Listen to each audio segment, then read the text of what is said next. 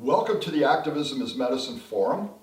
My name is Frank Forencich, and today we'd like to share with you a conversation with Michael Dowd. Michael is a noted scholar of the human predicament, an eco-theologian, and the producer of post-doom conversations posted on his website by the same name. These are intriguing conversations with noted scholars from around the world talking about the human condition, the human predicament, and what it means. So please enjoy. Obviously, I've been following your material for a long time, and I'm really excited to hear your points of view. I've really enjoyed your presentations over the years. I know a lot of people have, and so this is very exciting for us.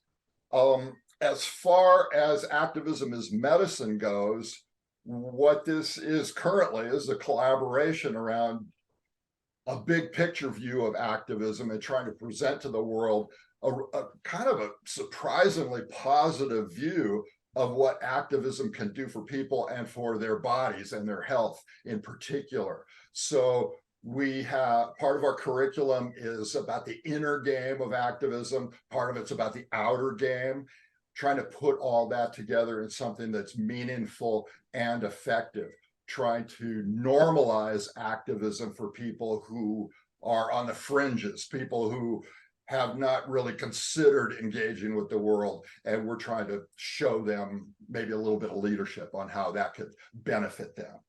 And that's what we're doing. So it's we have a curriculum, we have a training program, and we have a lot of questions and ideas. So we're pretty energized at the moment, and that's us. So, yeah, wow. Well, first of all, this is news to me in terms of the three of you teaming to do something. It's certainly not news to me for you to bring in, so the body, spirit, inner, outer, mental, physical health components of it, because that's what you're well known for. The frame, the meme, activism and medicine, I love because it jives completely with my own sense of encouraging people to move from fearful, desperate activism to calm and courageous love and action, which is a different. Oftentimes the actions can be the same, but they come from a different heart space, a different headspace, and it's less activism in order to save what's unsavable, and activism or love and action that nourishes our hearts, nourishes our communities, nourishes our legacy, whatever that might be, with or without humans, and can nourish, as you're bringing, as you just shared, nourish our bodies and our spirits as well. And that's a component that doesn't often get lifted up in activism. So I'm pumped. This is great. Nice. Well, for people who might just be tuning in, maybe you could give us a synopsis of your history and your main ideas and what animates you. Thanks, Frank. Because the people coming to this may or may not be familiar with me and my work. So real quick, I pastored three churches from the mid-'80s to the mid-'90s, liberal progressive congregations. I was raised Roman Catholic. And then in the late 90s, I ended up for 5 years heading up the Portland Sustainable Lifestyle Campaign in Portland, Oregon, and then the Rockland County Sustainable Lifestyle Campaign, same program, in Rockland County, New York, for 3 years in one and 2 years in the other, and basically was responsible for getting 210 eco teams of 5 to 7 households that within a 2 or 3 block radius that supported each other in using less water, driving less, composting, recycling, all the different aspects of living a more earth-friendly, sustainable lifestyle, a less resource intense, carbon intense lifestyle. But the main benefit, frankly, that most people got out of this was a healthier, friendlier, safer neighborhood. They got to know their neighbors. Many of these people had never even met their neighbors. And so anyway, I did that in Portland and in New York, about 210 eco teams. And then I met Connie Barlow in 2000. Actually, we had exchanged, she wrote a book called Green Space, Green Time, The Way of Science, which is really the spirituality of science. And I had read that in 1998. And so we had begun to interact in the late 90s. And then we met and rather quickly fell in love as mission partners. Both of us were aligned with Thomas Berry's work and the whole universe story, or Epic of Evolution. And so evolution and ecology were really the foundational. And for Connie, her writing, she's well-known science writer, so she's an acclaimed science writer, has written books with top publishers on evolutionary biology and evolutionary ecology mostly, and where that synthesizes or intersects with meaning, how science can be interpreted most meaningfully. And some of her books are still being used as textbooks even now. So we met in 2000 and we fell in love as mission partners. And then we launched this itinerant ministry for 19 years, traveling North America, living the first 8 years, living in other people's homes with them there, usually sharing their kitchen and their, occupying their guest bedroom and what have you. And then I was diagnosed with cancer, stayed put for 6-8 months, and then we scheduled the last 10 years of our itinerant ministry basically in people's second homes or vacation homes or places where they weren't going to be. Like Frank invited us to stay at his place once for a month up in Washington. And so we did that, and our message was where science, inspiration, and sustainability intersect. And we've spoken to like 3,000 groups all over the continent, literally from atheist evangelicals and everything in between. And but then in December of 2012, I hadn't realized, but from about 2000 to December 3rd of 2012, I unwittingly adopted a more techno-optimist, human-centered, unidirectional understanding of reality. Even though Thomas Berry had always been grounded in an ecological worldview, I sort of had lost that and gained sort of a techno-centric worldview. And it was watching David Roberts' TEDx talk in December of 2012 that just lights went on. And I ended up spending really much of the last decade, to be honest, or even more, 11 years now, studying the rise and fall of civilizations, studying not just climate change, but abrupt climate change, like 10,000 years of climate change in half a human lifetime. And how civilizations typically respond and how individuals and groups can respond. Because it turns out, and I didn't know this at the time, that in the decline of virtually every previous civilization and empire for which we have evidence, and there's dozens of them, it's possible to live a great life. And that's where saints, sages, heroes, and sheroes are born in times of decline, not in times of expansion, carrying capacity surplus. Right. Where you got more than enough energy, more than enough resources, versus carrying capacity deficit, where there's not enough resources, not enough energy, and in-groups tighten up and all this kind of stuff. But it's in that decline time that when people can move beyond their grief, move beyond their fear, move beyond their judgment, and then look for ways to be of contribution, to be a blessing to their communities, they are known as heroes and sheroes. The communities value them highly. So anyway, so that's the world I'm now in, and is what I call post-doom. Postdoom.com has got virtually all the important stuff that I've created in the last 5-7 years, including 90 post-doom conversations with people like Frank and many others who get the big picture, who've done the heart work, done the grief work, done the, whatever, and then come to a place of inspired local action, what you're calling activism is medicine, which is great. Because just because we can't save everything doesn't mean there's not a lot that we can do, a tremendous amount that we can do that's positive. And how do we engage with that and support each other from a place of being not just collapse aware, but collapse accepting, where we accept that the biosphere has been collapsing for centuries, where where civilization, human-centered, anthropocentric civilization has been collapsing for decades. How do we be with each other and support each other in that collapse acceptance, and then experience the benefits from that, and then basically spend our remaining days, weeks, months, years, if we're graced to have decades left? I don't think we do, but however long we have left, to basically, my mantra is I want to live with the end in mind, with kindness, with loving kindness and gratitude in my heart, and with the truth on my lips.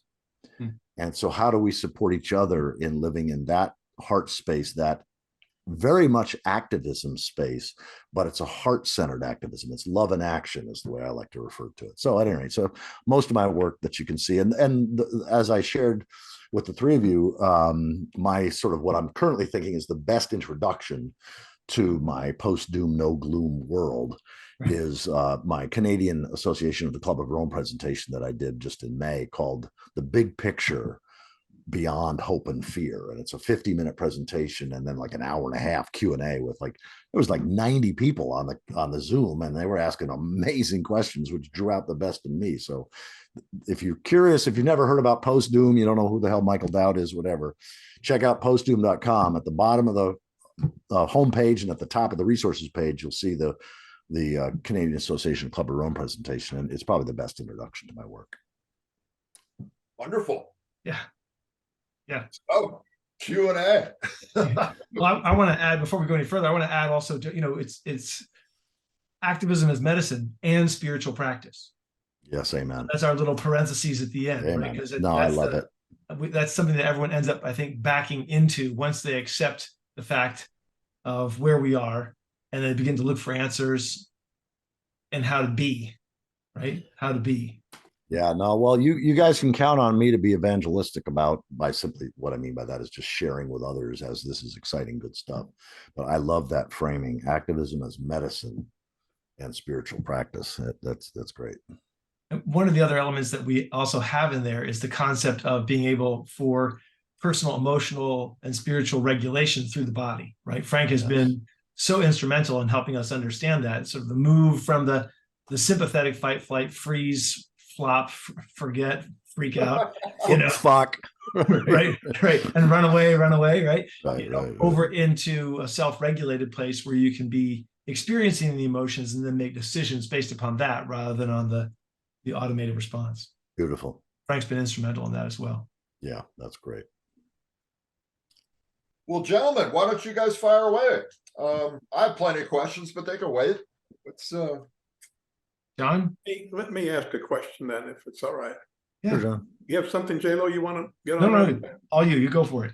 Michael, I've watched a number of your videos, and I watched, I paid special attention to the recent one that you referred us to. And I even went through most of the Q&A period, and there were some really effective questions. My concern, and I think maybe it's an Extinction Rebellion type of an issue that I have, is your initial proposition. You started out by saying we need to accept four factors. And it just seems to me, and I think this is the XR position, is that what we're facing is climate annihilation. It isn't climate collapse. It's not climate change, you point out. It's a 1,000-year process that's been accelerated since the Industrial Revolution. But perhaps where I differ is that it's being caused by an elite that, regardless of the consequences, are intent on killing us.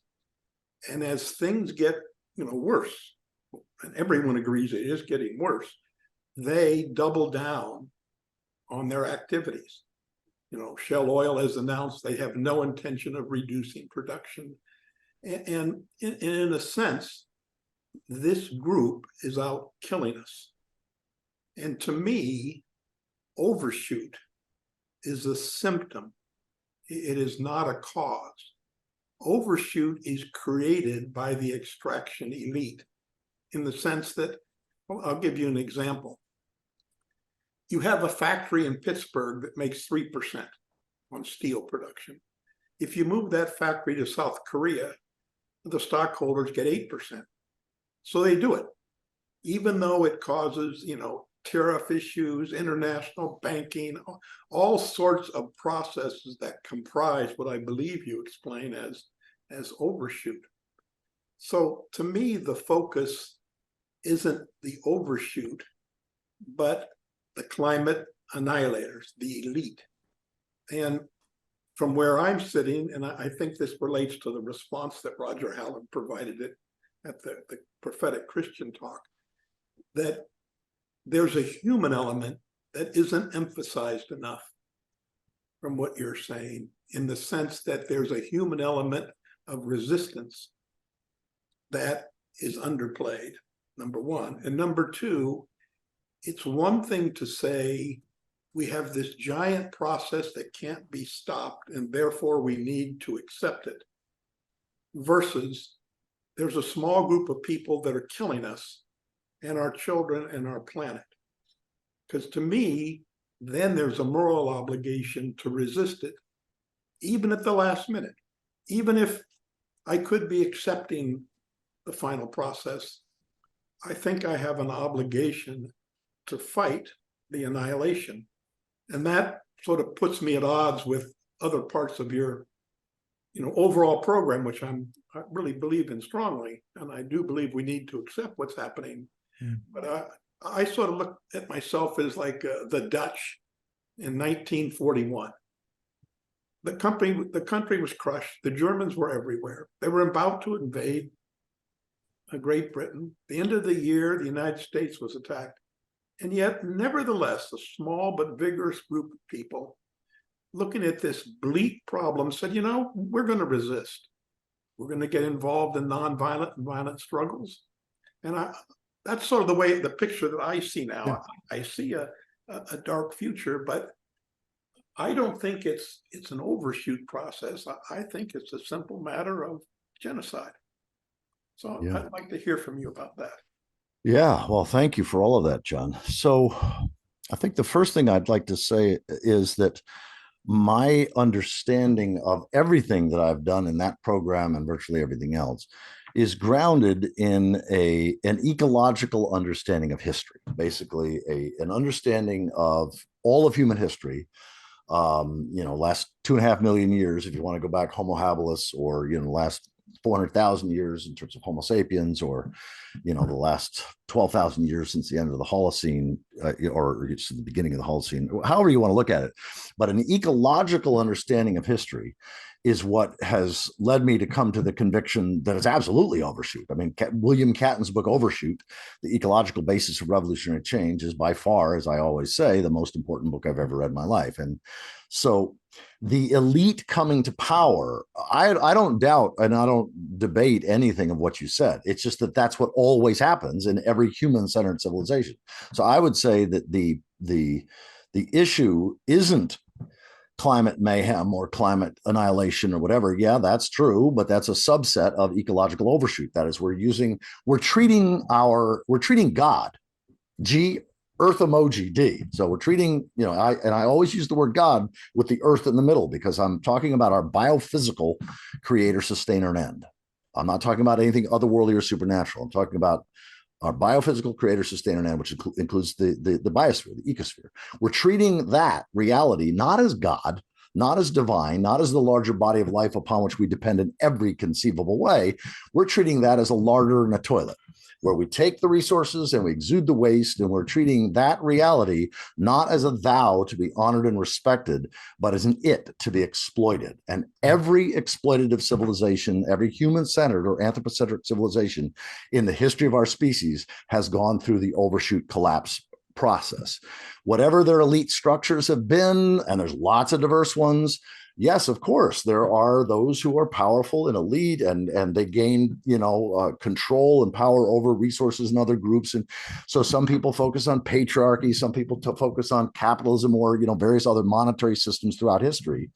But every monetary system in human history, in a human-centered culture, in a culture that isn't about sustainability, that is preserving the well-being of everything you depend upon, the soil, the forest, the water, the life, the other species, preserving the quality of that upon, death or ostracism. I mean, like with religious ferocity, we've been in a human-centered civilization, which is about exploiting the living world for our benefit and exuding waste. And that's where the overshoot pattern comes. So I would never say, and I don't say, that we should accept anything. All I say is that if you want to have peace, acceptance is a good place to start. But for many people, and it certainly sounds like your peace, your joy, your passion, your elan vital, your life, living energy comes from being in action in ways that are trying to lessen the evil, to confront the evil. And I use the word evil again in a totally naturalistic sense, not as anything otherworldly, but as Evil is when we pursue our own gain, our own benefit in ways that exploit and destroy others and the future. And any system that makes it easy or inevitable for millions or billions of human beings to behave in evil ways is what I call demonic. I mean, if the word applies in any way, it's got to apply to that. And so it certainly sounds like to me, your sense of passion and life energy that you wouldn't be able to look at yourself in the mirror if you didn't do to your dying day, to your last breath, the confronting of those kinds of evil structures and power systems and elite and corporate all that stuff. And in which case I would never discourage you from doing that. I would never say accept and don't confront evil. Fuck that. Just confront it with every ounce of juice you got.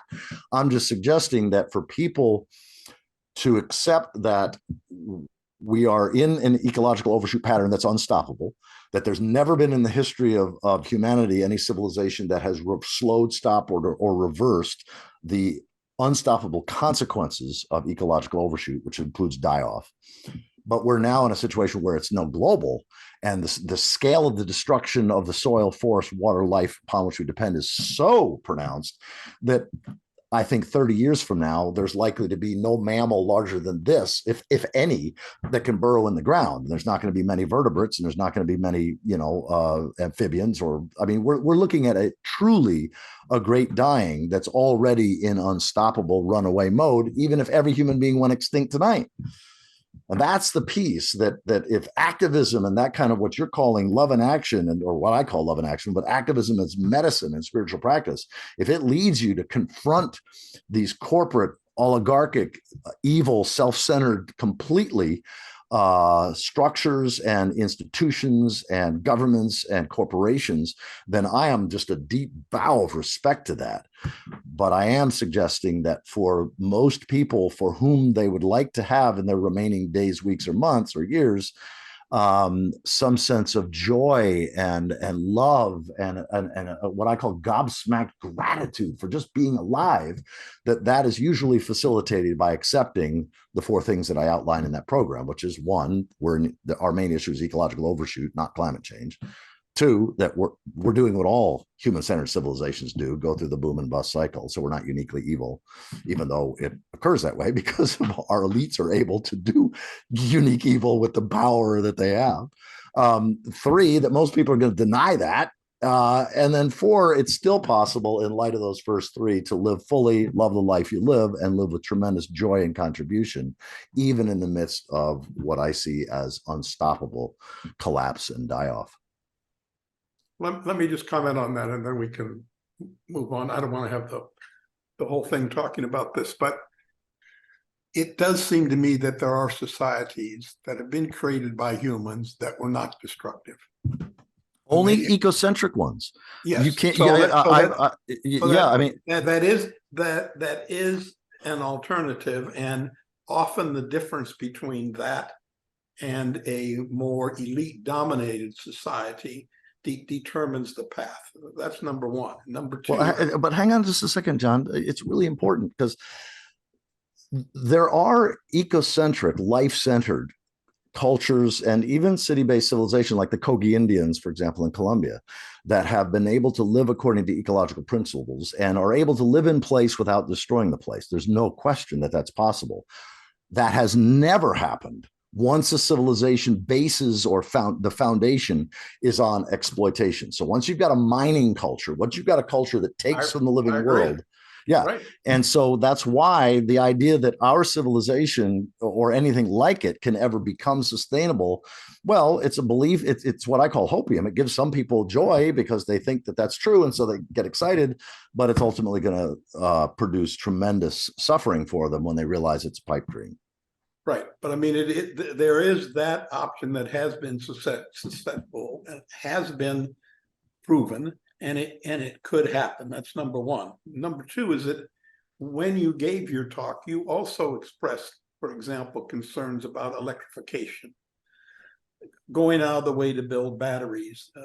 And it seems to me that, again, this is something that we need to do, that to reduce to the extent possible the oncoming wave of climate annihilation, it's important to reduce carbon. It's important to take steps to protect people, to electrify.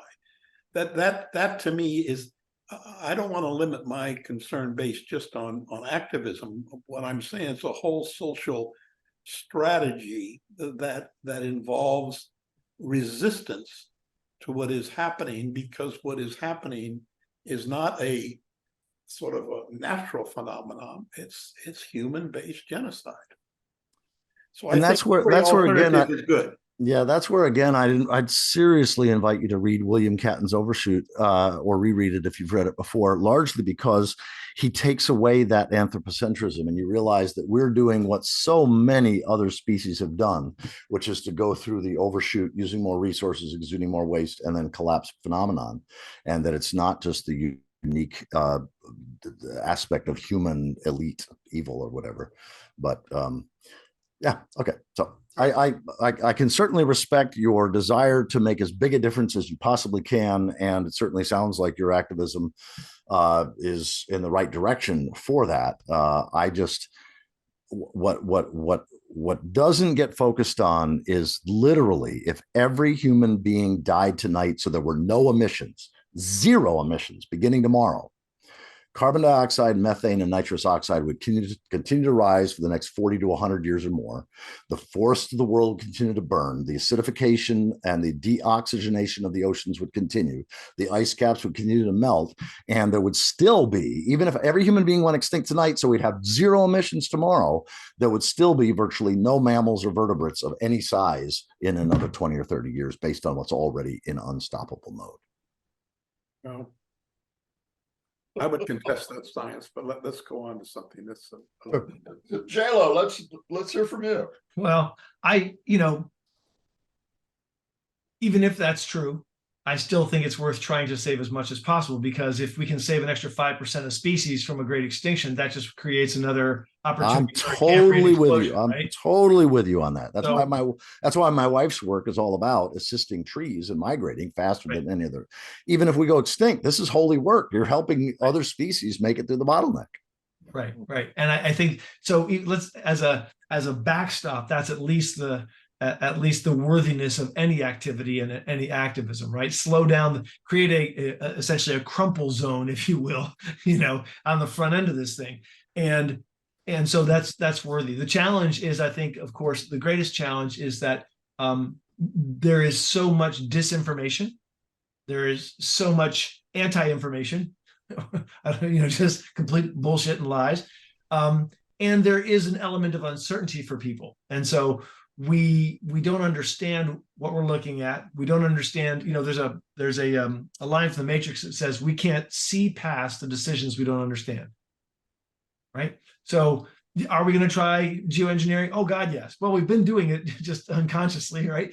Are we going to try geoengineering? Yes. Are we going to try make more nuclear power plants, much to the chagrin of the postmodern leftists? Yes. Are we going to put up 1 billion solar panels?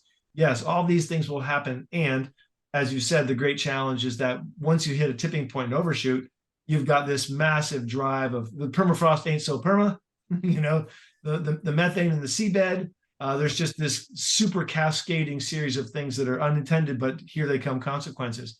And the question is then, what remains after that? Is there anything? We don't know. Will we try? Absolutely, we'll try. Absolutely going to try. Amen. And I think there's two things. One is the suffering of, humans are anthropocentric. So the suffering of humans, we're concerned with that. And then the suffering of all life on Earth, right? I mean, because animals do suffer. We know this for certain, right? Whether it's dogs, cats, or horses, or whatever. So how do we maintain a position of activism as medicine, both for the humans as we go through the process, whatever that process turns out to be, but then also as spiritual practice as it becomes more clear that the consequences are going to be far graver than we know. Is it possible for humans to create some sort of deus ex machina out of a chemistry set for to change things? There is a possibility. AI may find something we haven't thought of, but is it likely? In my mind, no. So the question becomes, how do we carry both those things, right? How do we carry the knowledge of and understanding of what the scientists are telling us, especially the 5 or 7% who are already in therapy, right? In grief therapy. And then on the other hand, not just hopium, but true hope to reduce suffering and to minimize wars and everything else that's going to happen along the way. That's kind of what I'm struggling with. Yeah, that's all great, JLo. My sense, I'm glad you brought up the sort of the truth and lies thing, because I've been literally just in the last week, I've been saying, okay, why is it that we as a civilization seem to be so, and American society especially, it seems so grounded in a whole series of lies, just like this network of lies. And by lies, I don't mean even something that somebody who's voicing it knows that they're voicing an untruth. They may be voicing an untruth, completely believing that it's the truth. And I've identified what I consider the mother of all lies and the father of all lies, meaning that every other untruth stems from these two. And I pointed at them before, but just to articulate them, the father of all lies is that God is either otherworldly or doesn't exist. That God is either otherworldly or doesn't exist. That's the father of all lies. Mm-hmm. And the mother of all lies is that Earth can be treated as a larder in a toilet rather than God. Earth emoji D. That is, rather as a divine body of life upon which we depend in every possible conceivable way. Right. And so then this whole cascade of consequential lies and some inconsequential lies, whatever, I identified only because I happen to have this in front of me. I've literally been journaling on this week. But here are what I see as 7 of the most consequential lies. That is, they're untruths, they're misinformation, they're disinformation that most people, or at least a lot of people, believe they're true, but they actually cause good people to become dangerous. And I suggest they also cause great people to engage in some great evil because they believe that these are true. So one is that our human-centered words, our pledges, our agreements, our promises will not kill us and all other life forms, or virtually all other life forms. Our human-centered language, interpreting God in a human-centered way, interpreting progress in a human-centered way, interpreting wealth and well-being in a human-centered way. And related to that language is the language that we use, that we hear all around us, which is, language of growth, interpreting that in a human-centered way, or interpreting, green transition, green growth, green transition. All of this is complete and utter bullshit, but people don't know that because they don't understand the way language works and structures ourselves. I meant to take issue, John, with one of the things you said before, which is that it's very easy to map onto a map of the devastation of the living world and how it's gone exponential in the last, say, 150 years, and the electrification of our world. They map on perfectly. So I suggest that the issue isn't how we power our world, it's that we power our world. And electrification in any form I see as one of the 4 main drivers of ecocide, collapse, ecocide, and likely near-term human extinction, or at least guaranteed NTDG. I don't like near-term human extinction, NTHE, because people balk at that. But NTGD, that is near-term ginormous die-off, that's unstoppable. And it's because of human-centered civilization, human-centered progress and development, human-centered science and technology, including electrification, and money-based economic systems that treat the living world as merely an it to be exploited rather than a thou. And so is your concern here humans? What's that? Isn't your concern here humans? No, absolutely not. Well, yes, it includes humans, of course. Yeah. But my concern, my ultimate concern, is the health and well-being of the body of life. All of our fellow godlings. That's what I call other species, fellow godlings. Again, I'm always spelling God, G, Earth emoji D. So think of godlings. All of our fellow godlings are my ultimate concern, because I think that humans are toast no matter what. But there's a lot that we can do to help increase the odds of some of our godlings, fellow godlings, passing through this bottleneck into the future. How does this all fit into what I think is the big lie, and that's what they call unlimited progress or unlimited growth? I think a lot what you're talking about, that whole concept that we can grow all we want and the Earth's just going to have to take it. That is absolutely, John, one of the fundamental lies. That's one of the most consequential lies.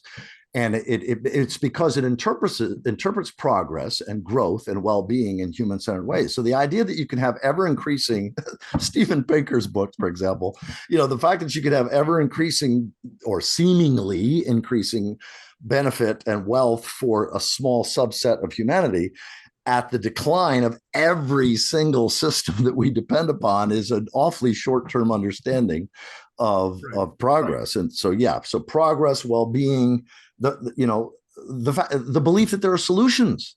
Right. We are facing a predicament with no solutions. It's only unstoppable consequences. We're not facing a problem. But again, this is something that unless a person's read Catton's Overshoot, they're not going to understand necessarily that distinction. So, So I mean, if there's interest, I'll share the other what I consider the most consequential lies. But I don't want to dominate. I want to respond to what you're interested in. Well, I know that you talked about the difference between predicament and problems, and I think I understand that, especially in the term of extraction ideology, because problems are always solved by a technical solution, which is nonsense for what we're facing. But I also think it's perhaps a matter of semantics. Just because we have a predicament doesn't mean that it can't be resolved. There's nothing in the definition of the word predicament that precludes some other way of doing things. I couldn't possibly disagree more. Please read at least the first section of Catton's Overshoot. There's a reason why so many people consider William Catton's Overshoot to be the most important book of the 20th century and the most important book they've ever read, including Bill Reese, including Paul Ehrlich, including Derek Jensen, including myself, including many people. And it's because in fact, there's a great blog. Eric Michaels has a blog simply titled Problems, Predicaments, and Technology. And I can't imagine, given what little I know about you, John, and you too, JLo, that you wouldn't agree with 95 or 99% of what Eric Michaels writes about in his blog, Problems, Predicaments, and Technology. But predicaments have no solutions. They have only outcomes. And we are now in the mother of all predicaments. But again, if you're motivated by thinking that there is some solution or some positive outcome that's possible, at certain scale there is. And so I'd say go for it with every ounce of juice you got. Yes, there are positive outcomes. Anytime you face something like that, there's both a danger and an opportunity. Yeah. Whether they'll work, given the late date where we're reacting to this, it's not 1970, it is a serious question. Yeah. It seems to me that anything outside of a natural system, and we have to go back at least 12,000 years for that, right? So we began tinkering and changing and, creating storage and farming and agriculture, and the list goes on until here we are today. Anything outside of a natural system is necessarily a negative feedback loop for natural systems, right? So it detracts from natural systems over time. It can't not, right? And John, JLo, I might want to take issue with that because there's an entire one of the most important books that's been written in the last 30 years on this topic is how that's not necessarily the case. This book here, well, it looks like the title's backwards, but Tending the Wild, Native American Knowledge and Management of California's Natural Resources. It's a doorstopper, but it's all about how it is possible from an ecocentric, a life-centered, what I'm calling God-centered, but again, G, Earth, emoji, T, it's possible for us to be a net positive benefit so that the ecosystem becomes more fecund, more for not just humans, but for other species. So we can be in a mutually enhancing relationship with the living world. And there's actually tons of evidence that that's happened all over the world. Right, but only to a certain level of development. Well, development is another one of those squirrely words. Development is ecocide. What we call development is absolutely fucking crazy. Right. So the idea of the developed world and the developing world, no, it's the ecocidal world and the ecocidal wannabes. Right. Development is basically a chipper. You put nature in the front end and you get trash and externalities. There you go. Yeah, there you go. Progress. Right, progress, right. And that's why I keep coming back to language. Because, as I said, if you define your words in certain ways, good people with the best of intentions can actually have ecologically devastating consequences because they're operating on, that's what we do. Words mediate our relationship to reality. So words matter. So you're right, John. It is semantics, but my God, it's semantics. It's like, okay, if I think of God as an otherworldly being or as merely a fictitious thing, Right. I'm going to have a very different relationship than if I relate to the biosphere and the cosmos as God, as my creator, sustainer, and end. And I do everything I can to obey its laws, to learn its laws, to live within its constraints and limits, and then live in right relationship to that reality. So, yeah, it is semantic, but semantics is damn near everything for the way our brains work. Yeah, well, I would agree to that, but I also think you can get locked into systems of thinking that preclude you from and I don't mean you, but preclude anyone from looking outside and looking at things realistically. It's pretty obvious that our political elite are locked into a certain way of thinking, so that everything that they examine within the context of believing that progress is inevitable and that, the earth can take anything. And as long as they think that way, their solutions are going to be problems. I agree, but they're going to think that way until they die. That's the thing that we learn from an ecological understanding of history, is that the elites don't ever give up that worldview that is ultimately self-destructive. They go to their grave with it. And there's anybody who wants to can work to try to transform or convert or convince or compel or jail, or whatever those elites, but it's going to happen anyway. And I suggest that it's banging our heads against the wall to try to transform that. Right. So I think there's an element here especially when we're talking about linguistics, that the linguistics come from a framework, developmental frameworks, right? So spiral dynamics, integral, stage theory, things like that, developmental theory, and that you're not going to get the real challenge in a sense, even if we did have solutions on the back end that we could figure out. The fact is you've got massive swathes of human beings that are running software that tell them the whole planet's put here for our use. It's dominion, right? Exactly. And then you move up to the modernists. The modernists is like, we can solve any problem with technology. We're going to make these giant carbon sucking machines, and they'll be like 1,000 stories tall and 600 football fields wide, and they'll just suck all the carbon out. No problem. We'll make them just by snapping our fingers and clicking our heels. And it's just like, and then you move on to the postmodernists, and the postmodernists are like, no, if we all just go back to being Amish, we're going to be fine. And we have to turn over all the wealth to people who don't have wealth, and that'll just fix everything. Forget the Monopoly game, right? So it's like all these styles of thinking are generating cones of worldviews that have consequences. Amen. Absolutely. Speak up, Frank. What do you have to say? Yes, well, I've got a bunch. Yeah. My questions are about how to live, and especially how to communicate. And for us being, I suppose you might say, tribal elders, I mean, people look to us for some kind of guidance at this time. And I have a 16-year-old kid who's not my kid personally, but this girl that I'm working with. She's part of Fridays for Future, and she hopes to have a future. And I don't know what to tell her. I work with her frequently, and we work on various activist stuff, and I just don't know what to tell her. So what happens when you work with young people? Well, good question. I just came back 2 weeks ago from up your way, Pacific Northwest. I was on the Kitsap Peninsula, did a week-long retreat for a large a large United Church of Christ congregation, University Congregational UCC in Seattle. And we had about 170 people there, and about 80 of them were kids and young people.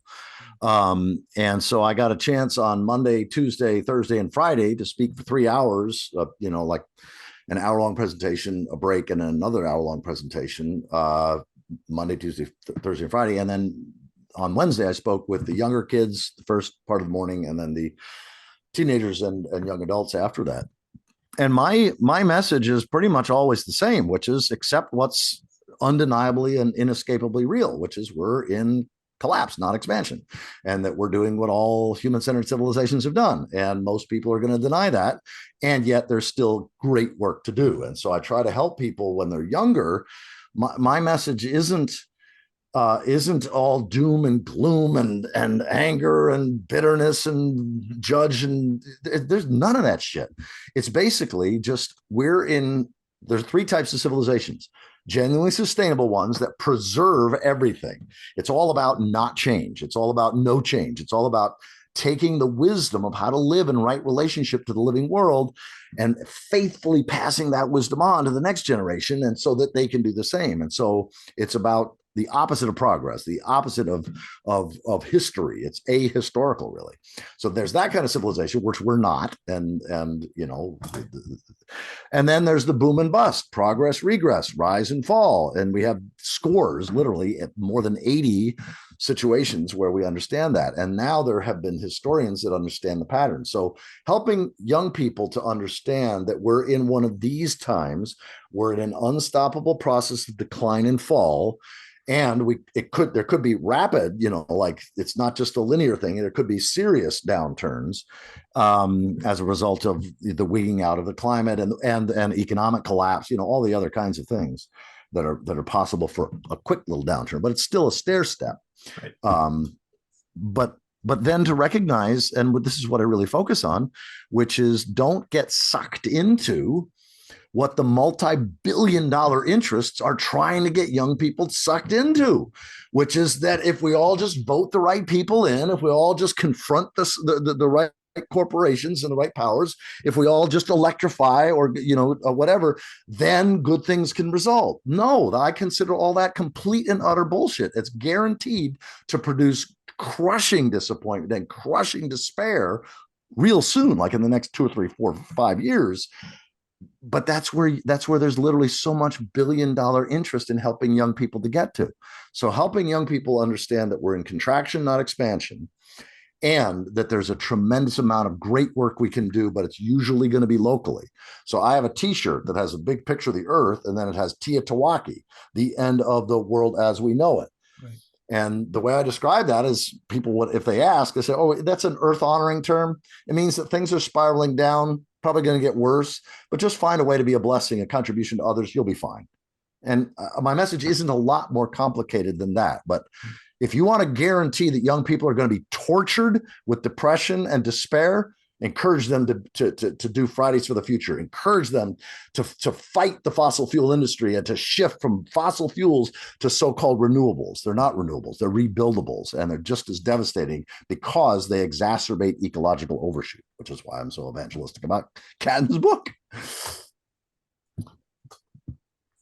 And I feel this personally. Just last night, I spent time with my 12-and-a-half-year-old granddaughter. She's actually closer to 13. She'll be 13 in November. And then we also live like 35 minutes away from our 3-year-old granddaughter. Now, I don't honestly think that my 3-year-old granddaughter is going to live to be the age of 15. And yet I'm going to do everything I can to ensure that she has the best life possible for as long as possible. And I don't think is it possible that my 12-and-a-half-year-old granddaughter could live long enough to have a child? Sure, that's possible. But what I do know is that she's just now beginning to become aware of the world. And I'm suggesting that for adults and elders especially, to foist our fear, our grief, our judgment, our guilt, all the rest of that stuff on young people is the worst that they can do. That basically children and young people, especially children, they sort of just accept, okay, here's what's real. Now, what's possible? And so to help young people have that sense of accepting what's real, but then living out of that place of possibility, I consider holy work. But it's not denying that we're in an unstoppable, already accelerating and out of our control process of the collapse of the ecosphere. Yeah, these kids are working on, these high school kids are working on this project to electrify Bend. Yeah, which, right. And they're putting a lot of juice into it. Sure. So, and you're not going to be able to stop that. And so just bless that, just bow of respect to that. It's kind of like what one of you mentioned before. J-Lo, I think you mentioned it, will geoengineering be furthered and explored more intensively and implemented in many cases? Absolutely. There's no question. Will it work? Well, there's some small places where it might work locally, but it's going to be ultimately catastrophic, but there's no stopping it either. So get in a tizzy about trying to not do geoengineering or not do electrification or not do Green New Deals or whatever. It's like all of that's going to unfold. So where can I make as big a difference? And it's usually for me now in this sort of God stuff, this like redefining religion and what is the role of religion, healthy religion, that is about, you know, that dimension of society that can speak with moral authority, that the future will not be compromised by the present. And if it already has been, to an unstoppable degree, then how do we undo whatever damage we can do? How do we limit the evil that's still being done? This is why I so support your work, John, that you were just articulating before, and XR and everything else. And how do we help each other have as much dignity and love and compassion and generosity on the way down as we possibly can? Well, that dovetails with my next question, because what I spent a lot of time thinking about the eyes of the future. So if there are humans on the planet 1,000 years from now or 10,000 years from now, and that includes historians, and they write about this age, what will they say about us, and what would we like them to say about us? And I would hope that they would acknowledge our efforts as fighters and people who stepped up to try and make a difference. What do you I mean, up until pretty recently, that was my position too. But I now view some of that. I mean, the heart of what you're sharing, I'm totally aligned with, you know, which is living in integrity now, living with courage, living with responsibility, living with boldness now in ways that, should there be any humans in the future, would be proud of. No question. I just now think that it's kind of like believing in Santa Claus. It's like the idea that there will be any human beings whatsoever in 50 years is like a complete, utter pipe dream, because there's never in the history of our species, and there's never been in the history of life, the entire, 3.8 billion year history of life, there's never been a top predator species that's been able to survive a 4 or 5 or 6 or 7 degrees Celsius rise in temperature, and that's going to be even worse at the poles. So that's why I think accepting near-term ginormous die-off is essential. There could be, is it possible? I want to backtrack on what I just said. Is it possible that there could be pockets of habitability around the planet where 150, 200 people can live and whatever and can eke out a living? And is it possible that some of those places, some mammals and vertebrates will still survive? Absolutely. So I think doing everything we can to ensure that if that's the case, we've planted positive seeds is a great thing. But it's the recognition that civilization itself, human-centeredness itself, rather than life-centeredness, is the issue. And so everything that we do, in my opinion, should be done from a God-centered, as Earth emoji, life-centered or ecocentric way. And I know you align with that, Frank. So let me add this into the mix. One of the things that we see a lot of is a response of cynicism, seeing more increase in narcissism, obviously, a lot of nihilism with some of the younger folks saying, well, it's all just fucked, so might as well just give it up. And then, of course, a huge amount of hedonism as well, right? So with all those things, and then as things begin to move through the stages of collapse, right, that will increase, but so will violence, and so will other things akin to that. What do you see as a proper or a best way to work with people, with each other, to ensure as much stability and to reduce as much suffering as possible? Wow, that's a kick butt question, J-Lo. That's really great. I think the most heartful and the most honest thing that I can say with respect to that is to help young people understand that that's true, that that's unstoppable, and that to the degree that they're aware that there will be, I mean, Plato noted 2,500 years ago that as civilization, and he only knew about a few, as civilizations contract, addictions and mental health problems of all kinds ramp up, and other things that are really population pressure in disguise, emerge. And so understanding that that's unstoppable, that's inevitable, then allows whoever you're communicating with to have some sense of choice. Well, okay, yeah, I'm going to see increasing hedonism. I'm going to see increasing addiction. I'm going to see increasing, narcissism. I'm going to see all the kinds of things you just outlined. That's going to happen. That's unstoppable.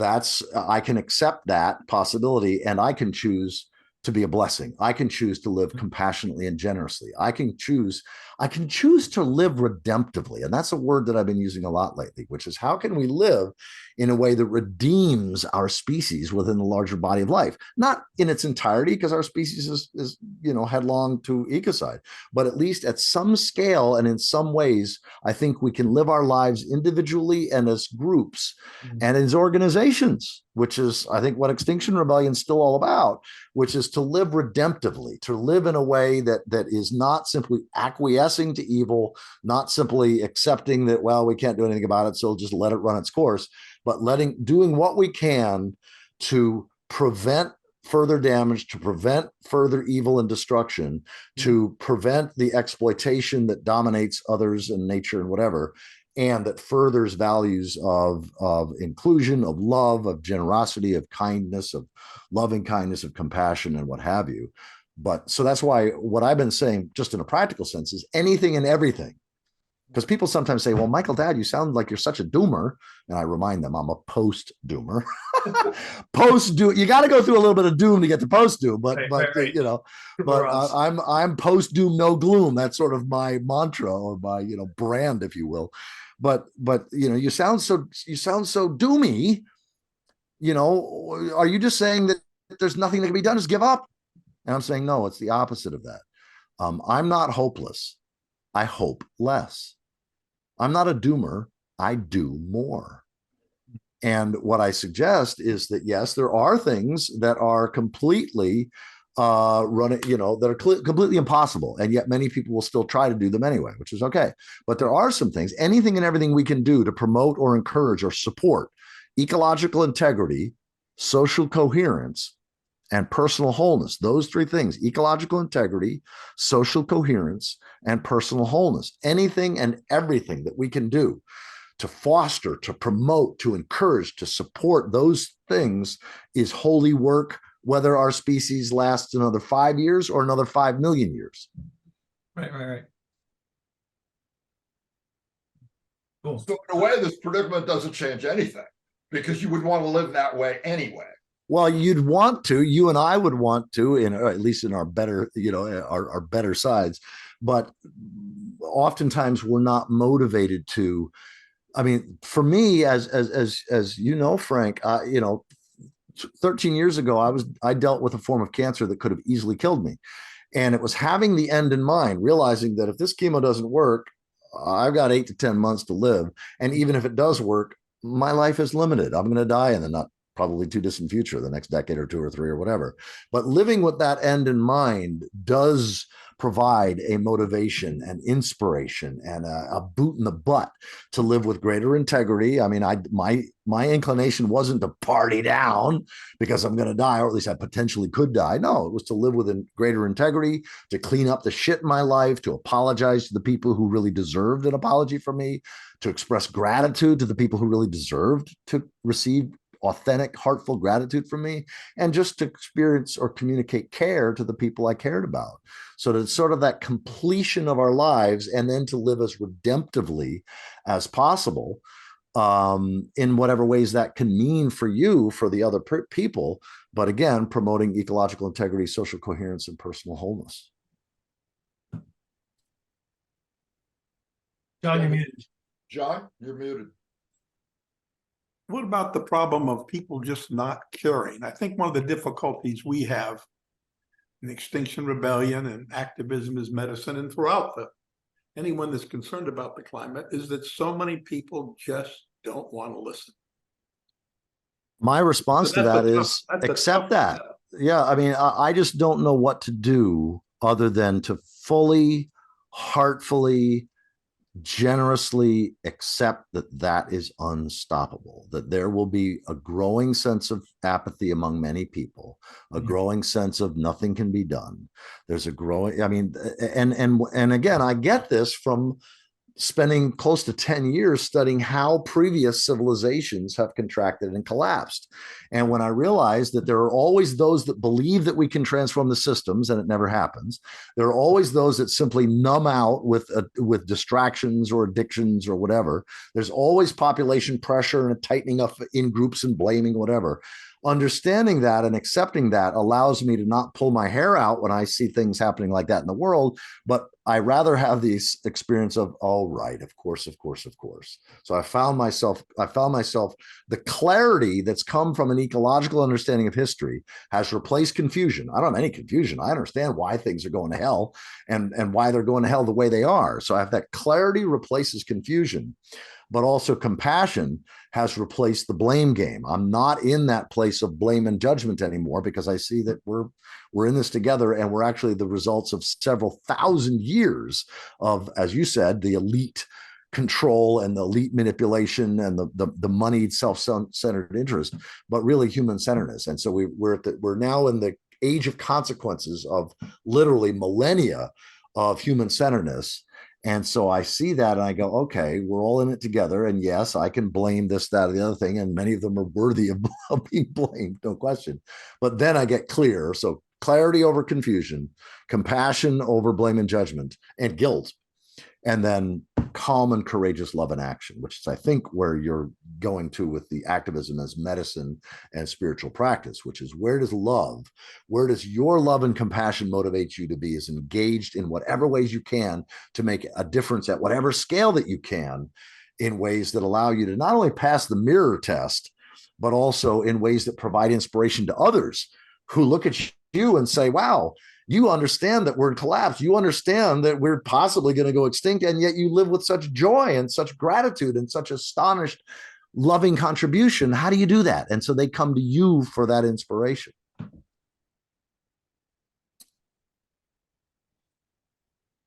So it's kind of exciting in a way. Well, it's hugely exciting to me. I mean, Connie and I, we're among the two most aware. I mean, we understand and fully accept collapse and the very real possibility of near-term human extinction. Well, the guaranteed of near-term ginormous die-off, but possibility of near-term human extinction. We get all that. And yet, if you were to, those old psychological experiments where, somebody's wearing a pager or whatever, and they page you 5 times throughout the day and you have to report your quality of life or whatever, both of us live at a 9 or 10 on a scale of 10 in terms of joy and gratitude and love and connection. And part of that is because we've nurtured our relationship so that we are calibrated and we are mesmerized by life. And we've got these little rituals where we sing to the sun in the morning, we call Great Soul. We sing to Great Soul in the evening. We've got these little patterns and rituals in our lives. I massage your feet in the morning. We read climateandeconomy.com, which is the only news source I ever, read daily. So there's ways of having tremendous joy and gratitude and like astonished beauty, like, wow, I get to live another day. I get to make it whatever difference I can. And wow, I'm eating a meal. I've still got a refrigerator that works. I can still go to the grocery store. So those kinds of things that are, some of that stuff's going to be taken away from us in the not too distant future, most likely. So what would you say are the, prefacing with the idea that we will at some point have a series of Ministry of the Future style, in India and the middle states, anywhere, some of these big, giant, oh my God moments, right? As if we haven't had enough of them so far to see the pattern. Do you think there's an opening then for us, for the work that you do, for the work that we're working on with Activism Is Medicine and spiritual practice? Do you think there'll become these opening moments where there's a deeper awareness for the whole public of this transformation, this inner transformation that we're all seeking to engage and to foment? Yeah. Well, the short answer is sort of a waffly no. But a waffly yes too, because will those cataclysmic or sudden or severe or undeniable kinds of things awaken in some percentage of population, a shift, a conversion, an awakening, no question. But will that happen for the masses? That's where I think we who tend to be on the more progressive, liberal, activist, environmentalist side of things are just wildly out of touch with reality. I mean, if you're a fundamentalist Christian, and let's remember, something like 47% of Americans have a view that we're in the end times, but they don't have an understanding of climate. Jesus is coming back, the end of the world. I mean, a person's worldview, if you're Muslim or Christian or Hindu, religiously, devoutly, fundamentally so, then you're going to be looking at these catastrophic things that are happening in the world and interpreting through a whole different set of lenses than those of us who have sort of a more progressive or ecological or, climate aware understanding of things. And so that's, again, one of those things that an ecological understanding of history provides, which is that it never happens that everybody gets it. And the one thing I want to just gently challenge you on, J-Lo, is that I no longer align at all with spiral dynamics or Ken Wilber's model. Okay. I used to teach it, right? But I don't, because the whole notion of beige or the most primitive, and then there being evolutions of no, I reject that model wholesale now, even though I love and respect Ken Wilber and still count him as a collegial friend, and Don Beck, same thing. I don't hold that worldview anymore because I have an ecological understanding of history that I didn't have when I was, immersed in that work. Fair enough. Make for a good essay. Yeah. How about and I want to say this. One of the things that this conversation is bringing up for me is our differences are more important in my world than our agreements. Where we differ, where we see things differently, where we feel things differently, where we come at it from a different angle, that's where the juice is. And as long as those differences can be dealt with in a genuine place of love and generosity, I think that having conversations where people are voicing different perspectives is absolutely the healthiest thing that we can do. Absolutely. Agreed. Yep. Speaking of that, can I put on the Rogers 2.5-minute response to the questions you raised? Absolutely. I know that this recording, you may have to do that in a way that then in the editing process, you do that separately, because sometimes on Zoom, if you try to play something, the sound may not work right or whatever, but absolutely. All right, I'll try to put it up. Let's see. And just to go back historically, Roger gave about an hour and 15-minute talk about, the prophetic aspects of Christianity and how that would tie into concerns about climate collapse. And then there was a brief Q&A session where all the questions were routed through the narrator, who was J-Lo. And then I think you sent in a series of questions and J-Lo narrated them. And this is Roger's response, which we never had the time. You never had the time to comment on. So hold on. Right.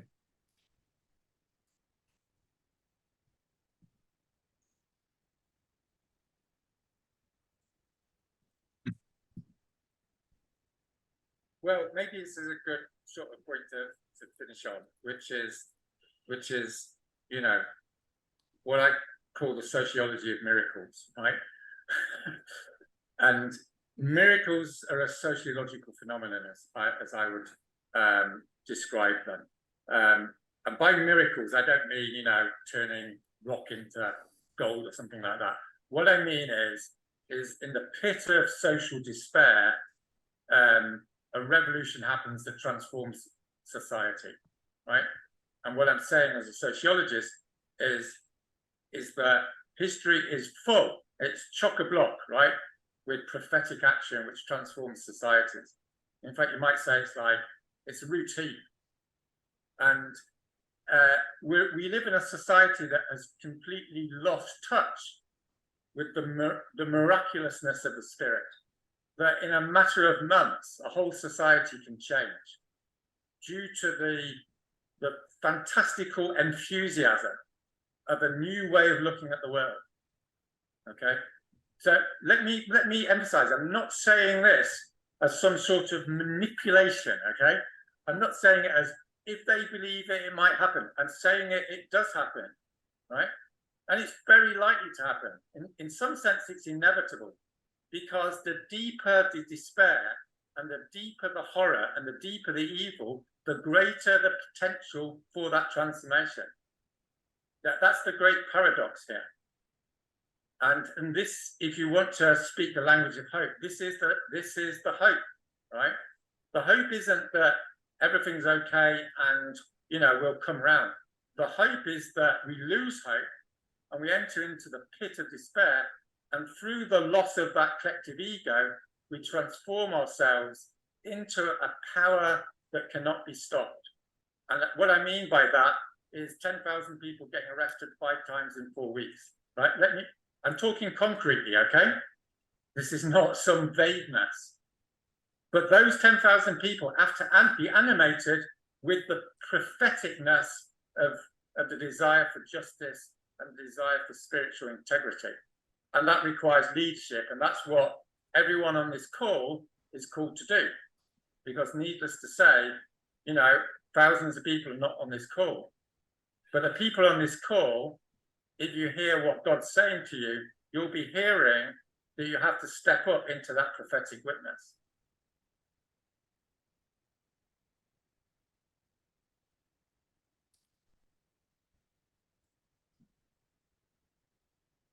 So, first of all, I thought that was great. I could not possibly disagree more with his claims at the start. I just think there's no historical evidence. I would love for him or you or anybody to point to one example, not just his idea that it's universal and it's happened many times. Point to any one example of any civilization or society throughout all of human history slowing, stopping, or reversing the consequences of ecological overshoot. It can't be done. There are no examples of that. There are examples of profound social transformation that could happen at certain scale, but never in the scale that has allowed some unsustainable ecocidal civilization to become sustainable or anything of the sort. So once that's the case, let me share my own just screen share here, because there's one slide in particular that I show in my programs that is, I think, instructive on this point, which is related to hope or hopium. You know, well, why is this thing not? Oh, there we go. Okay, so I define hopium. I think there's nothing wrong with hope. Hope, you know, hope can be really difficult because what we hope for if it's not aligned with reality. But hopium is a comforting vision of the future that requires breaking the laws of physics, biology, or ecology. So any hope that may be comforting or inspiring to you may wake you up excited, whatever, but if it requires breaking the laws of physics, biology, or ecology, then I would put that in the category of hopium. Hopium is also irrational or unwarranted optimism that promises short-term relief, but delivers crushing disappointment and despair when reality really bites. Hopium's believing that the climate crisis can be fixed or solved by doubling down on the very things driving ecocide in the first place. Hopium is believing that Homo colossus, that is industrial humanity, can be saved or transformed, or is emerging or transitioning into a more evolved society. And then ultimately, I think hopium leads good people to unnecessarily suffer and to unknowingly increase the likelihood of excessive nuclear meltdowns and species extinctions. Because unless we accept that we are in fact part of a body, Homo colossus, that has a terminal condition known as ecological overshoot, unless there's at least enough critical mass of acceptance of that, then we're going to not do the few things that we could do to essentially help avoid being geologically scale evil, meaning that capping the nukes, ensuring as little nuclear and other geological scale toxicity as possible. We're not going to do that. We're going to put that stuff off if we think that society can be transformed or evolved, or that we are not in an unstoppable process of collapse. So I align with and support and cheerlead the kind of passion and energy that Roger exhibits and has been for so much. But I actually completely reject his historical painting with a broad brush that, again, show me one example, point to one concrete example of a civilization that's been able to slow, stop, or reverse the consequences of overshoot.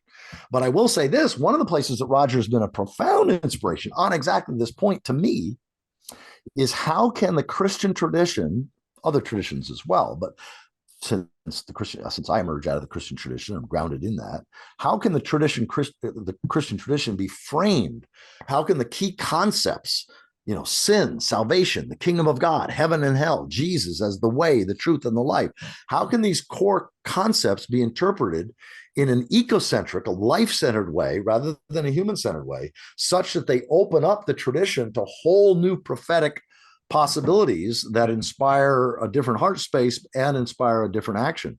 And the timing of this conversation with you three gentlemen today is quite wonderful, because literally, like day before yesterday, I had a conversation with a guy who's he's with the Harvard Epstein United Methodist, I think Harvard Epstein, Harvard United Methodist Church in Cambridge, Massachusetts, and they have a distinguished lecturer and endowed lectureship series called the Mark Lecture Series, and they've invited me to be their Mark lecturer, and I'm going to be talking about some what I consider really bold and prophetic things in terms of how can the Christian tradition be interpreted in ways that break open entire new ways of seeing this tradition.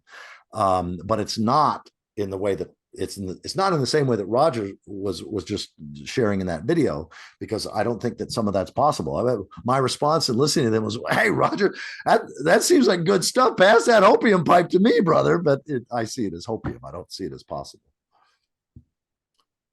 We go back to your chart. Oh, yeah, sure. Yep. On number one, what do you mean by the laws of ecology? There are patterns of ecological, there are patterns of, okay, so if biology is the study of life, ecology is the study of life's interactions with itself and with each other, such that the larger whole of which they are a part continues in perpetuity, in some healthy way. I mean, the person who's written the most prophetically on that by far is Teddy Goldsmith, Edward Goldsmith. I was just looking for his magnum opus, The Way, an Ecological Worldview. But Teddy Goldsmith was the founder and the editor of The Ecologist magazine for close to 40 years. And his two major books are in 1978, he published The Stable Society. And what he meant by stable is sustainable. It was his first attempt to take a look at 500 years of anthropological evidence and what are the fundamental differences between genuinely stable, sustainable societies, those that can live in place without destroying the place for untold generations, and civilizations and societies that reliably keep going through the overshoot pattern and are able to live in place, but they destroy the place. What are those differences?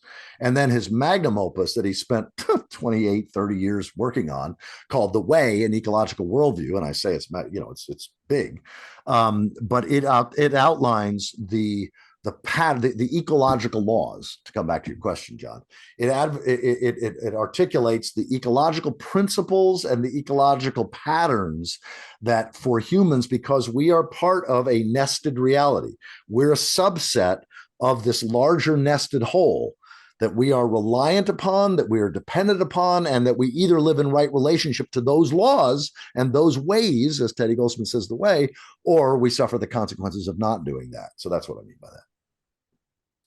Because I don't see what Roger said falls into these definitions. I don't see him proposing breaking the laws. I don't think he's talking about a short-term relief at all. No, I agree with you. Roger's video saying it can be fixed, and he's certainly not supporting Homo colossus. I mean, that's exactly I was not. Yeah. Thank you for that corrective, John. I was not showing this slide as a way of saying this counters what Roger was saying. I was showing this slide because, in my opinion, the belief that enough of us are going to transform things is itself hopium. We've never seen that happen in the entire history of our species. Counter to what Roger's claiming, again, I asked one example of where ecological overshoot was able to be shifted or slowed or stopped as a result of any kind of transformation in consciousness or a transformation in voting or transformation in anything. Give me an example of one of these 80 societies where. Oh gosh, well that's that. I mean, I went to that. I've got several. This is one. Okay, so these are.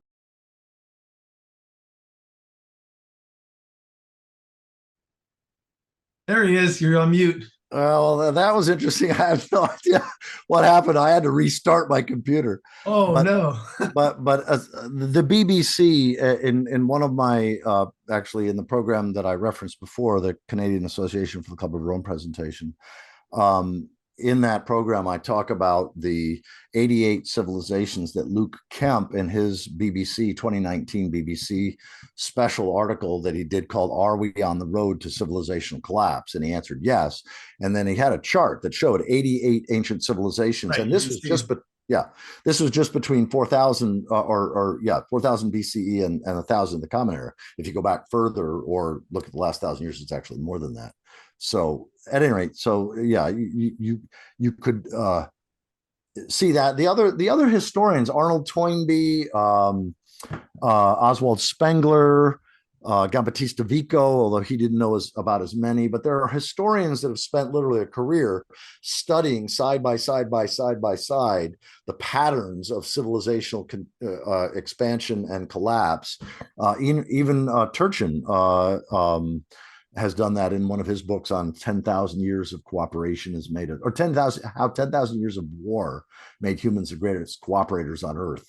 That's the subtitle, but at any rate, so yeah, so there's lots of evidence of the difference between genuinely sustainable cultures that are all about preserving the well-being and health and vitality of the living systems upon which they depend, and human-centered civilizations that are all about exploiting the living world, usually for the elite and the ruling class, but then always go through the predictable collapse pattern. Right. Welcome back, John. Thank you. Sorry. But we were looking at and maybe we're putting too much bandwidth on it, but you were showing us an example of one of the. Yeah, I just shared just before you came back on, I think. So Luke Kemp in his 2019 BBC Deep Civilization series, the BBC has been doing these deep civilization articles, and one of them was called "Are We on the Road to Civilizational Collapse?" by Luke Kemp, K-E-M-P. And he has a chart that shows 88 ancient civilizations that have gone through the boom and bust, progress, regress pattern. And so I draw on that in the video that I mentioned, my KCOR, Canadian Association Club of Rome presentation, I draw on that and then draw some principles from that. But then also in the only two videos that I've ever created that actually kind of went viral, I mean, as viral as anything in the Doomosphere can do. But basically I created a half-hour video called Collapse in a Nutshell and Overshoot in a Nutshell. And each of them is a half hour long, and between the two of them they've got 200,000 250,000 views, but they're the most popular ones that I've created, and I go into that there. The reason I ask is that I've done a little study of collapse, certainly nothing like some of the people that you cite, but there's recent evidence, and I'll give you an example of some extensive civilizations in South America, where they find this elaborate city in the middle of a jungle that's abandoned. Yeah. And the mistake is to make assumptions as to why that happened. And for example, in some cases, because of minor changes in the climate, a different type of parasite came and wiped out their only crop. That's not overshoot. It is. No, John. That was a society that lived in balance, and the crops were killed by something like that. To say that's overshoot, to me, is a mistake. I hear what you're saying, there's a reason why the Kogi Indians were able to survive that, whereas, for example, the Mayan civilization was not. The Mayan civilization got into a much more corrupt, much more top-heavy, top-centered, and yes, any culture that is living in such a way that they can't adapt to the climatic changes has become a culture that is vulnerable to what's often known as Liebig's law of the minimum, which is all it takes is one essential element that your society relies on entirely to not be there, and your society will collapse. So yeah, like oil. Well, yeah, like oil. Or in our case, also the monetary system. We've got a global financialized system that, international trade dried up almost entirely during the Great Depression. Most people aren't aware that that's one of the fundamental sources of troubles all over the world from that. But we now have an interconnected global system that's even far more fragile because most of us don't live on farms, and most farms actually are so oil dependent. We invest in 8 or 10 calories of energy to get 1 or 2 calories out. It's like totally unsustainable. So yeah, we are fragile. But again, I don't want to get lost in sort of the historical details. Here's the fact. There's nothing that human beings can possibly do right now to stop the loss of ice all over the world. There's nothing that yes, there are people that envision techno solutions blowing, it's all bullshit, because technology is human-centered technology is always one of the main drivers of collapse and ecocide throughout all of human history. There's no, any technology that doesn't become food for other organisms at its end is a human-centered technology that always creates more problems than it solves. So there's nothing we can do to stop the world's forests. Bigger forest fires, more intense forest fires. It's in an already accelerating, unstoppable process. The loss of the coral reefs and on and on. I could do a whole litany on this, but any one of those, much less 3 or 4 of them cascading, means that the likelihood of there being any mammals, again, larger than something like this that could burrow in the ground in another 20 or 40 years is probably no higher than 10 or 20%. So that's why I tend to focus on not trying to convince everybody that there's going to be a near-term extinction or this or that. But I am trying to say that we should have enough general acceptance of collapse acceptance and collapse trust that it couldn't be otherwise, because we've been in a situation of human-centered domination mindset for so long. So then how do we live with as much integrity now such that we ensure as few nuclear meltdowns and as few geological scale toxicity events as possible, and to have as little suffering for humans and other creatures in this process of unstoppable collapse? And I think there's pretty much agreement with you on that principle. It's just the differences is how do we live in the future, and who caused it, and things like that, which are relatively minor in the big picture. Yeah, well, again, who caused it is okay. We can argue about that. We can debate about that. We can agree on it. We can all agree that the fossil fuel corporations are this way of doing governance that promotes that allows for the sociopaths and psychopaths to gravitate to the top and become in positions of power and leadership in government, in law, in politics, in medicine, in religion, in many cases. So we can even agree on those. But again, ultimately, the thing that I want to spend my time in this time of global hospice, I believe that we're in it's seriously a process of global hospice. So how do I want to spend my precious global hospice time? And for me, it's not about fixing blame and judging others, but it is about making as big a difference as I can in terms of ecological integrity, social coherence, and personal wholeness at the scales where I have some agency, where I have some ability to do that. Right. I would say I'm finding this whole thing to be weirdly inspiring. And who would expect that kind of into this? Because and I don't. Do you hear that kind of thing from people? I suppose you get accused of being a doomer and such, but now I'm starting to to see some real upside here. Yeah. That, I guess people don't really see it. I'm so grateful, Frank, that you mentioned that, because actually, yes, I do have some people who say, oh, Dowd's just a doomer. He's just saying the end is coming. You know, he's just like all the other prophets that have prophesied the end of the world and whatever. He can be ignored safely. But the vast majority, I'm saying that well over 90% of the comments that I get on my YouTube videos, and you can read them, they're all there. Well over 90% of the emails that I have that people communicate to me, or that talk about some of my stuff in certain forums like the Reddit collapse community and whatever, say exactly the same, or very something similar to what you just said, Frank, which is I find this strangely inspiring. I find this strangely soul nourishing, in that it allows me to, it's that old 12-step prayer, God, life, reality.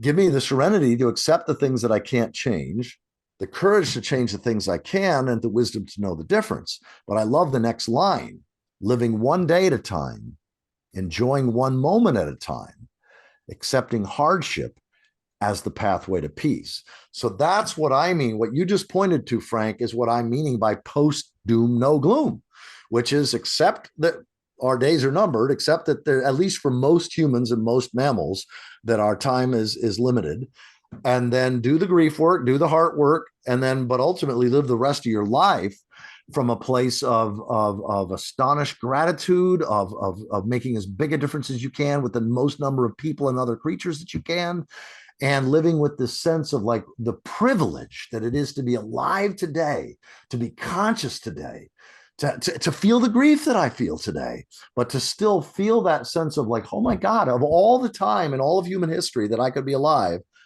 I'm alive now.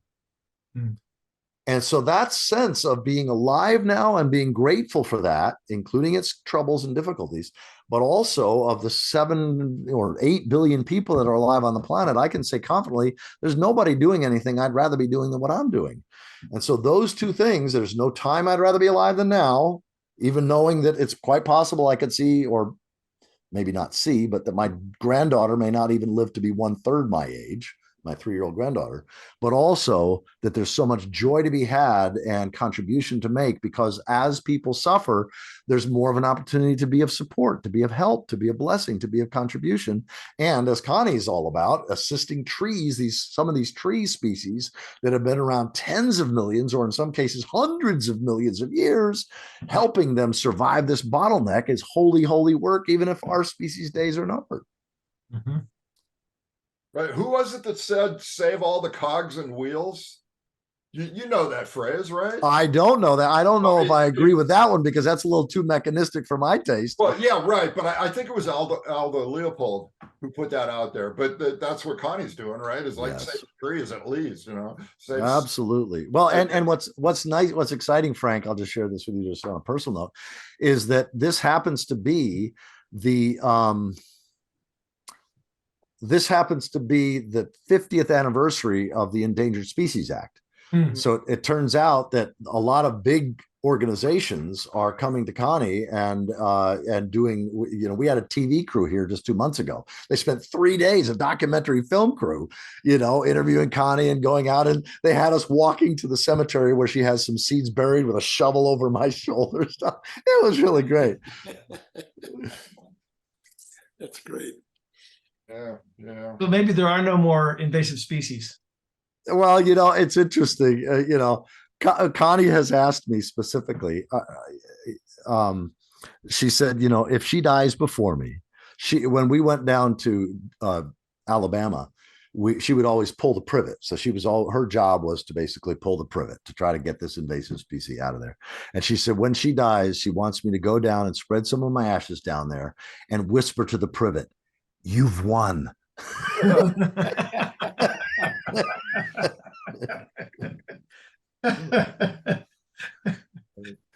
Fair enough. Wow. Well, this has been wonderful. Maybe we should do it again at some later date and kind of revisit how we're doing and that kind of thing. Well, I would welcome. I deeply respect and admire each of you. I am grateful for the work that you're doing. and how you're doing it. And I have not only no criticism, but no even hesitation or reservation. And so I'd be happy to have, conversations, maybe once a season, twice a year, whatever. But I'd certainly love to do that.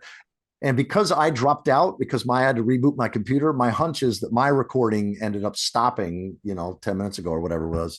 So you'll probably have to use your recording, JLo, for the rest of this. But I will nonetheless, I'll take the recording that I do have, upload it to a Dropbox folder, and send the link to the three of you.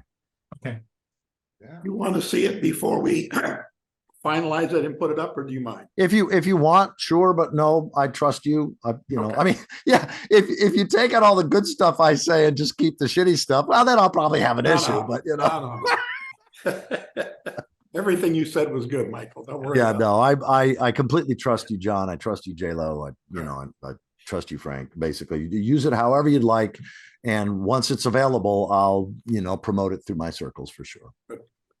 Cool. This has been very good, I think. Yeah, really cool. It's a lot of fun to have these type of discussions, and as you said earlier, Michael, it's good to raise points where there's disagreement and points where there's concurrence. So it's been helpful to me. Thank you. Cool. Yeah, Me absolutely. too. Wonderful. Me too. Yeah, and Michael, we're always looking to network with other guests and anybody who has similar interests, and so any connections that you might want to put us in contact with, that would be appreciated too. Well, one of the things that you could do is look at the post-Doom conversations page, because there you can see, the 90 people I've had post-Doom conversations with. And unfortunately, it's not as user-friendly as it could be. I wish if you put your cursor over the picture, it would show a bio of the person. So unfortunately, it doesn't do something that would be really useful like that. But if there's anybody in that world that you think, oh God, we'd love to have a conversation with, just let me know and I'll make the connection. Cool. Thank you. Thank you very much. Wonderful. Cool. Thank you, everybody. Yeah. All right. Hey, Thanks. cheers. Thanks. All right. Okay. Yep. Thank you, Michael. Take care. Yep. Bye-bye. Bye-bye. Go ahead, JLo. I'm going to stop the recording. Thanks for watching. I hope you've enjoyed our conversation with Michael Dowd. If you have any questions about Activism is Medicine, or any ideas, any guests that you'd like to see on our show, please give us a shout. activismismedicine.net, and we would love to hear from you. Thanks.